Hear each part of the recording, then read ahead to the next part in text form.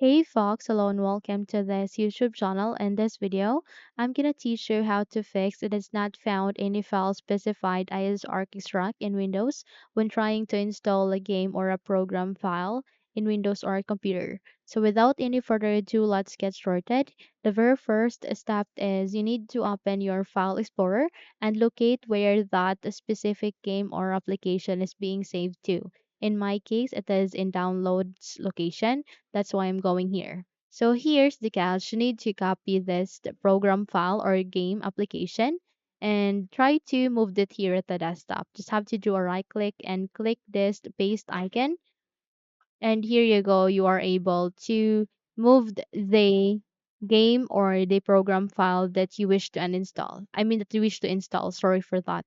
Now, here's the second method that you can do. You need to change the name of that game or program file that you wish to install in your Windows into an English name. Just have to try to rename that. In my case, I'll be renaming this into Counter Strike. The moment you have renamed that, just have to click on enter to proceed and try to open the application. So just have to click on run. The moment you've click on it, just have to wait until you are being redirected to the installation of the game. Okay, so check if your problem has been and your user account control will ask to say yes, just go with yes so that you would be able to continue. Okay.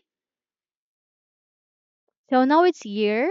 I am able to fix my problem. And in my case, I am in the installation of the game that I have just installed. Okay, just have to click on next and then click on next.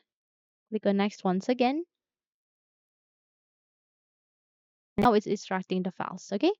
So that's it. Hopefully this video helps. If yes, don't forget to subscribe, hit the like button as well as the bell icon to be updated for more tutorials like this. So enjoy with your new game or the program file that you have just installed in your computer.